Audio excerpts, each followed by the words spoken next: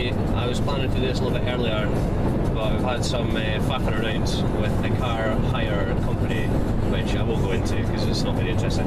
Anyway, we've decided to hire a car for the day, or at least for the morning, heading along to las Cuevas del Drach, which are on the east coast of the island, being highly recommended to me, so I'm looking forward to that.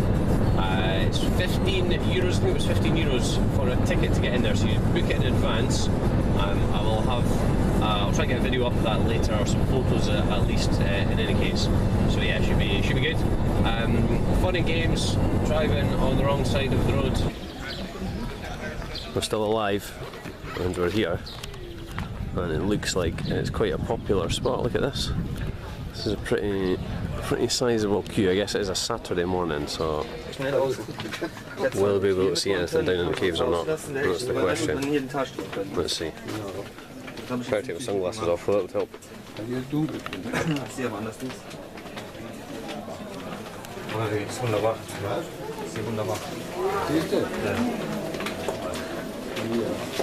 I'm not sure if the video camera is doing this justice. If not, I'll have a look and I'll upload some photos instead, I think. Let me get down the steps here without killing myself. Quite a way to go though. It's amazing to think how these caves actually ended up like this. Pretty crazy, really cool. Don't think you can see this very well, but there's basically a massive pool of water, and the reflection of the stalactites, was it stalagmites, I never remember, the one that is rolling down, is actually quite an impressive effect. It's really cool. I was just thinking that actually, stalactites, I said just a minute ago, you can pull them up, but I guess you can pull them down as well. There's an easy bit note, you remember it by when the mites go up, the tights come down. Well, there you go. You can never remember that. That's your phrase. I actually brought a jacket down with me, thinking it was going to be colder, and it's really not at all. It's actually quite nice. Just finished the tour. The last bit included a concert which came a little bit out of the blue. It was actually quite nice. They kind of dimmed the lights, everybody was sitting down. 3 boats kind of appeared from the pool of water underneath some of the caves, all lit up. It was really idyllic, really nice. Started playing classical music, and in the middle of the first song, one of the security guards who was on one of the 3 boats, there were 2 security boats, one of them just blew his nose super loud, and it echoed kind of all the way around the caves, kind of ruined the moment a little bit. But yeah, it was a great tour. If I'd had the chance, I probably could have taken about 1,000 photos and recorded for about an hour and a half down there. So that's Cuevas del Drach is done. We're back on the road. We're heading away up to the north to Formentor. Is it Formentor? Formentor, which is right, as I said, right up the north coast. And we'll have a wee pit stop for lunch somewhere, probably in Pollença, which is seemingly a nice town that's worth checking out on the way. Give us a wave, Mum. There we go. So this is Marta, this is my girlfriend. She's my girlfriend of her own free will. I think this is our first time on a Team on Tour video. How excited are you to be collaborating with the Team on Tour? Super excited. See, look at that enthusiasm there. Totally genuine as well. Yes.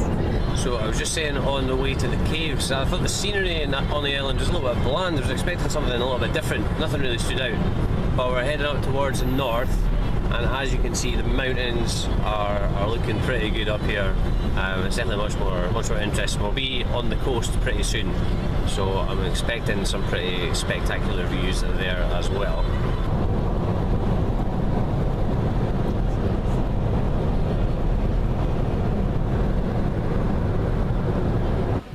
So here we are in Pollença, which really is, you know, a kind of traditional Mallorcan town, although some parts of it I would say are more than others. Which is kind of walking into the city, you could see it was really kind of quite rural in a lot of ways. A lot of locals living outside, but if you head into the city centre, the town centre, which is where we are now, this is the Plaza Mayor.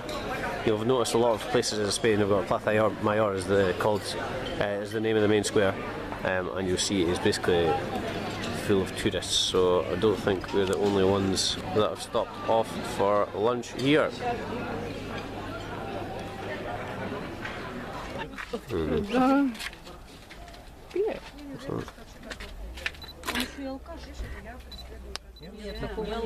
Drive all the way up a mountain A drunk goat. to see a goat in your car parking space when you try to ditch your car. And then somebody's feeding the goat beer. As if goats weren't crazy enough. So I've just spent the last half an hour or so driving up the windiest of windy roads, which is not the best idea after a massive paella. It must look like spaghetti from up above. But anyway, we've made it up to the Formentor lighthouse, and this is like the furthest north point of Mallorca, of the island, and as you can see, the views are pretty spectacular.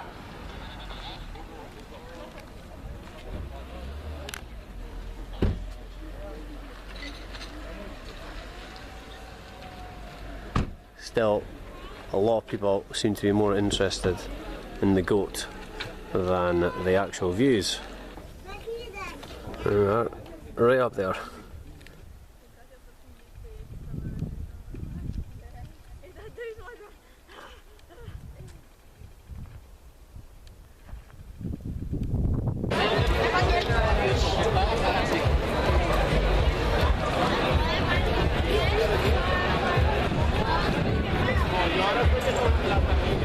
So it's taken us all day to get all the way up to the northeast coast, but it took us about 45 minutes to race all the way back to Palma for tonight's big game between Real Mallorca and Almería, which is a really important clash in the battle to avoid relegation from the Spanish second division.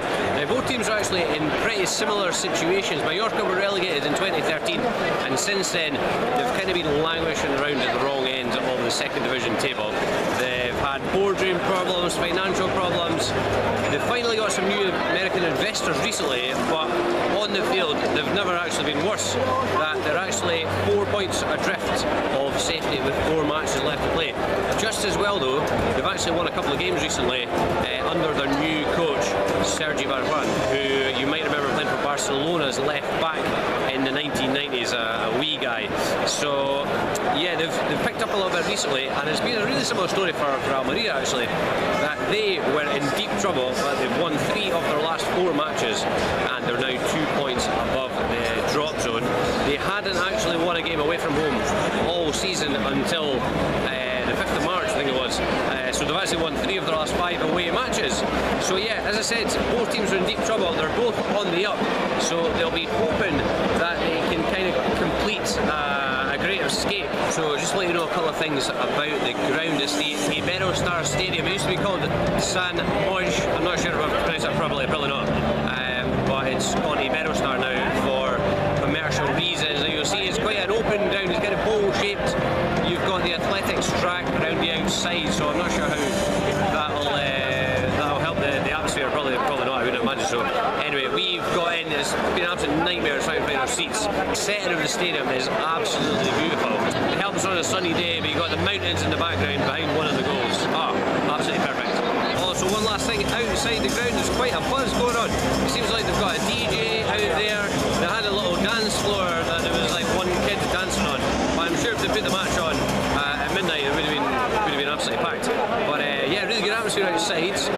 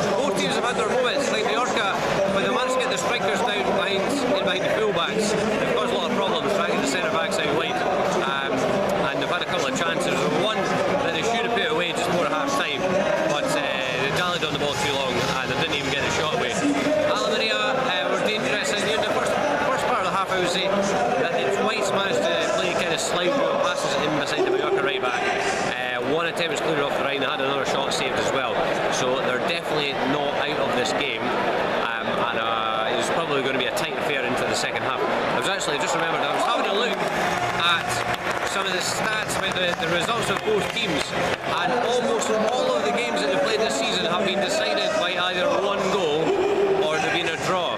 So I don't really expect that to change in the second half.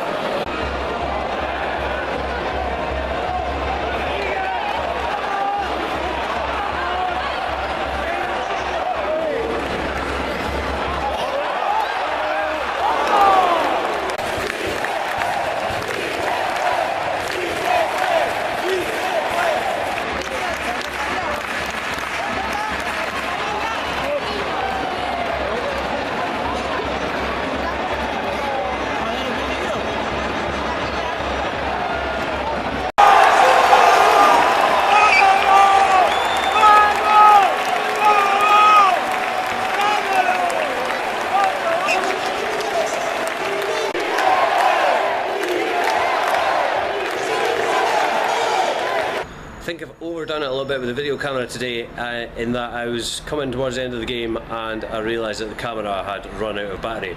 So I'm doing my post-match review now back at the apartment after dinner, and it did actually finish 1-0 to Real Mallorca, so they're back in business.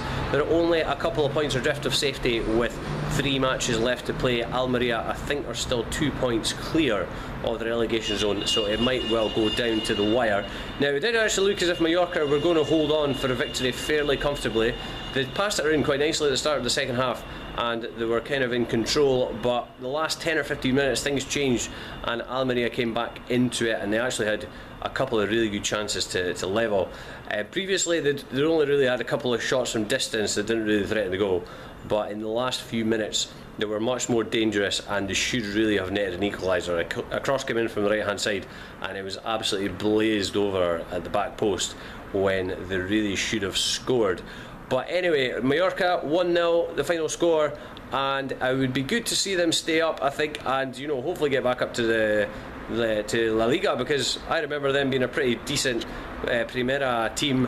They got to the Cup Winners' Cup final in '99. They also won the Copa del Rey in 2003. So as I said, it would be nice to see them get back up to where they were. One thing I want to say, and as I mentioned already, you know, there were several good things about the stadium in terms of the atmosphere. The fans, I think they get more animated when they don't get a penalty given for their team, or you know, a red card or a yellow card isn't given, than when they actually score. Which I have to say is not actually that unusual, having been to quite a few different Spanish games. Also, the stadium is actually really far out of town, and if you're going to the night game or a game late on in the day, make sure you know how to get home before you actually go there. I was planning on getting a bus back into town or trying to find a taxi, and there was basically none of them in sight, so yeah, had to walk all the way back into town, which took the best part of an hour. Also, one last thing, and I realise I am stating the obvious, is that I have got sunburnt. It didn't happen on the first day, so it was inevitable that it would happen on the second. If you've liked what you've seen, please remember to like, comment and share on social media. You can find the Team on Tour on Facebook, Twitter and Instagram, while don't forget to subscribe to my YouTube channel where you'll find all of the Team on Tour's vlog entries. Thanks for watching.